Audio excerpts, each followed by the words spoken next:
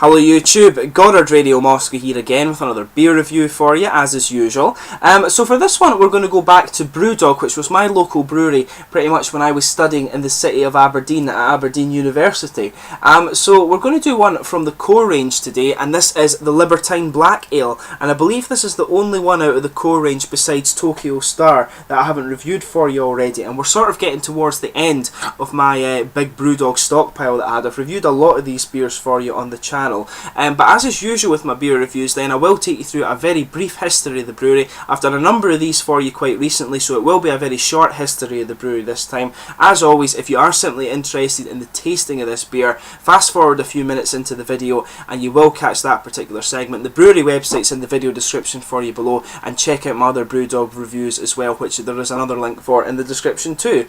So Brewdog started back in 2007, and it was started by two guys, James Watt and Martin Dickey, and they started the brewery on only a £30,000 bank loan. Now the first location of the brewery was in the Keswick Industrial Estate in Fraserburgh, which is a little town on the very northeast corner of Scotland, right on the tip of the monster's nose. But in 2012, I believe it was, they moved to their new purpose-built facility in Ellon in Aberdeenshire, which is about 20 miles or so to the north of the city of Aberdeen.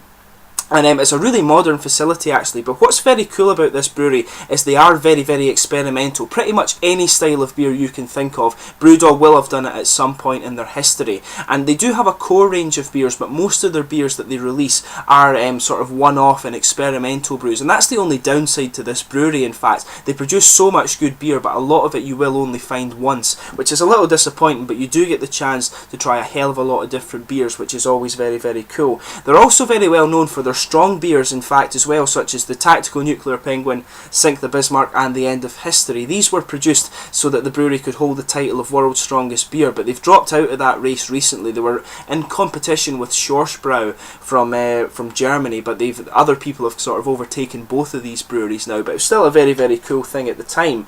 But the brewery they have a big chain of brew pubs in pretty much every major sort of English city these days, and these started opening back in 2009 with their home bar in Aberdeen in Scotland, and then they opened up Edinburgh and Glasgow the following year, and they're continuously opening new sites within the UK and international. I believe the most recent international edition was in Firenze in Italy, so check that out if you are watching in Italy. They also have locations in Stockholm in Sweden, Gothenburg in Sweden as well, also Roppongi in Tokyo in Japan, and Sao Paulo in Brazil, and they are looking to expand out to Brussels, Paris, Berlin, I think were the major ones they're looking at. Also Rome, I believe, too. And they're also looking at expanding to the US, Canada, Australia and New Zealand. So keep an eye out on them. You will see these guys probably expanding further out there in the very near future. But today they're actually pretty much the flag carriers of Scottish craft brewing, and they're the largest independently owned brewery in Scotland, and they're still expanding. They actually have what they call the Equity for Punks program, where you can buy into the brewery in exchange for a sort of discount in the online store and in the bars and stuff like that. So very, very cool, and they do actually listen to the fans quite a lot. They have their mash tag beer every year, where essentially you can go onto Twitter, vote for a style of beer, then a sub-style within that one, you vote for the different hops they use, then the malt base, and then the twist that they add to the beer. So it's basically a beer. They call them democratic beers. So the first one was a democratic brown ale, the second one was a democratic red ale. So it'll be interesting to see what they do next year. But a very, very cool brewery, and definitely worth checking out if you do get the chance. But that's your sort of brief history of the Brewdog brewery. We'll get on to actually tasting the beer now, because I've done, I ramble on a little bit with these things, but I really enjoy talking about the breweries a little bit as well. So I'll bring up the camera and let you have a little look at the artwork of this guy. This one is a 7.2% black ale, which you've probably guessed from the name. You can see it's the standard Brewdog artwork, although I should say Brewdog are changing their artwork, which to be honest I'm a little bit disappointed about, but I'm sure it won't affect the quality of the beer too much, which is the most important thing. I really like these labels, and it'll be a bit of a shame to see them go, but things like that happen when it comes to brewing. You can see there though, for the moment, the standard sort of Brewdog label. It looks like it's kind of splashed paint a little bit. It's the standard white with Brewdog on the top of the bottle there, and I'll just, as usual, I'll just read out the little blurb that they like to put on the side of these things. It says, "Lose yourself in the voluptuous beast of a beer, a 21st century hop whore. This mother will seduce you, ravish you, and you'll be back gagging for more. Adore it, lust for it, fall for it. Libertine Black Ale is a dark hop bomb combining the hop awesomeness of an IPA, the decadent and indulgent malt flavours of a stout, with an insatiable drinkability that bellies a punch, and this beer packs. A dark night amongst pale knaves. Taste the hops, live the dream, learn to speak beer, love fruit, and never forget you come from a long line of truth seekers, dreamers, and warriors. The outlaw elite. Ride towards anarchy and caramel craziness. Let the sharp bitter finish rip straight into the tits. Swallow hard, this slut bites." So, as always, the kind of random, really sort of weird random things that come out of Brewdog. I'll just read out the sort of hop and malt profile for you. This one, as I said to you, 7.2% black ale. It's hopped only with Simcoe, so it's a single hop beer on this one, but the malt base is quite complex. There's Maris Otter, Caramalt, Munich malts, Dark Crystal, and also Carafa malts, I believe, or I might have written that down wrong, but it's Carafa malts that I have in the notes for this one. So, it should be quite interesting, but let's get it open and we'll get on with the tasting here. So 7.2% black ale, one of the core range from Brewdog in Scotland. So as you can see, a nice sort of smoky opening here. We'll get this out and into the glass. I believe this one that was one that I also picked up from Thistle News in Aberdeen, although this one you can actually get quite regularly in the supermarkets. I believe Jackhammer and Libertine Black are starting to appear in various supermarkets these days, so this is one of the more common Brewdog ones you can get. Maybe quite helpful for those of you actually who are watching in the sort of the Commonwealth countries and in the States, of course. That's where a lot of their exports go, and probably throughout Europe these days too. So I'll just bring up the camera and let you have a little look of the colour of this one. As you can see, we've got a nice sort of beigey tan head, a solid finger on that, maybe just a little bit more. Very, very dark. If I put my fingers behind it, you're not really seeing through it. If I hold it up to the light, it really isn't transparent at all. It's a very sort of dark rosewoody black colour, which is what you would expect with it being a black ale. There's just a little bit of carbonation kind of going up towards the bottom of the head, but not very much at all, and perhaps you could say that is simply because the colour of the beer is so dark, but a very attractive looking beer. So we'll give it a shuggle and see how we get on here. You can actually smell the hops in this one. The hops are a lot more prominent than you would actually expect with it. I've had this beer for a few months, so I've cellared it for a little bit, so that may be why the fruity esters are kind of coming out a little bit more, but we'll see how we get on with it anyway. But you can detect underlying it definitely a very strong kind of coffee malt base in there. Very dark and roasted. So yeah, a very dark sort of coffee roasted one. A little bit of kind of nutty character too. You can pick up the caramel as well. But you're definitely getting some kind of dark fruits. You know, the sort of typical plums and figs. It's not a very sharp sort of red fruit aroma you're getting from it though. I should point that out. It's not the sharpest kind of hoppy one that you will get. But it's very interesting nonetheless. It blends, the aroma I think blends very well on this one, and it's quite an interesting one just to have a sniff of. And always do that with Brewdog beers. They do always have very, very interesting aromas. But it smells really, really nice. Very, very well blended. So let's give it a taste and see how we get on.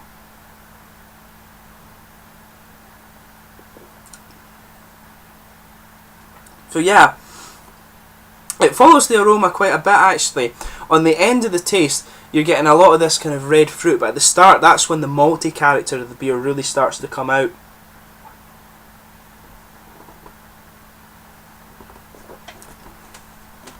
So at the start, you're getting a nice little blast of the really roasted kind of black malt in there at the start. It kind of comes in towards the middle of the tongue and spreads out towards the back.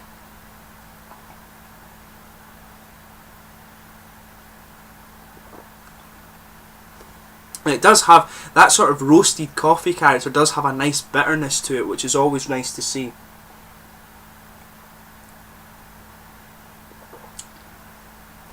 There is a little bit more of a sweeter part to the malt base though. The caramel isn't coming out quite as roasted as you would expect. It comes out in the more sort of sweet kind of chocolate blended caramel thing. There is an element of chocolate to the flavour in this one too.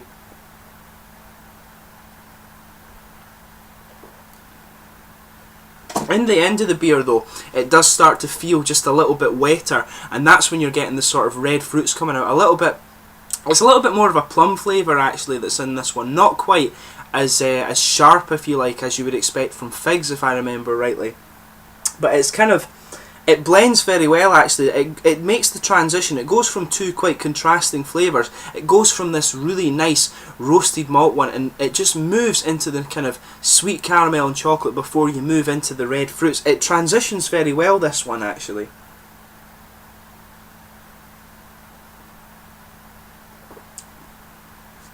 So as I say, you start off with that really nice roasted kind of burnt malt character, then you move into a nice sort of sweet chocolatey and caramel one there that just sits in the middle of the tongue. There maybe is a little bit of an element of breadiness to it, and I think there is a little bit of kind of nutty flavour and a little bit of earthy character actually mixes into the sort of roasted bitterness that you get at the start, but then you're definitely going into the nice sort of ready fruits in this one.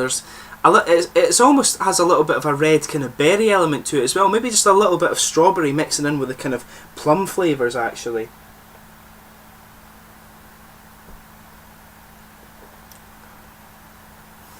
It almost has just a little bit of a sharper element to it. I mean, correct me if I'm wrong in the comments section below, but I could see about this beer that it maybe does have a little bit of citrus character to it as well, which is quite interesting. And I mean, that is something, from what I remember, that is something you should expect from the Simcoe hop. So I think there perhaps is just a little bit of citrus flavour in here as well.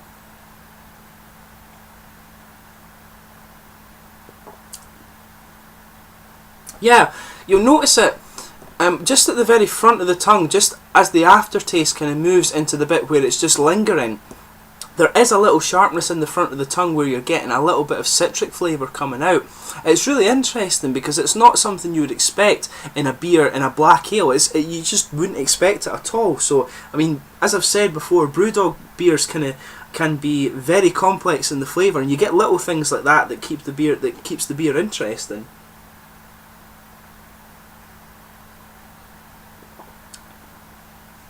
But yeah, I would stick with my earlier statements. As I say, the beer transitions very nicely. Starts off really nice caramel roasted flavour, moves into the sort of sweeter caramel chocolate malts before you start to get the fruit out of it. And as I say, there's that really little nice kind of citric flavour coming out just before the aftertaste. The aftertaste, incidentally, is the kind of, there's a little nice lingering, very mild sort of roasted character. It is a little bit bready as well, but it's mainly the sort of roasted and caramel and sort of roasted bitter character that's coming out.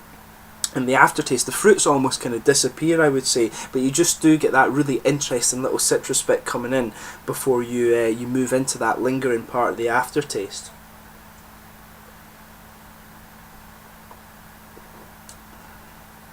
In terms of the mouthfeel, I would say mid-body definitely, sort of slightly oily. The carbonation is actually quite smooth in this one.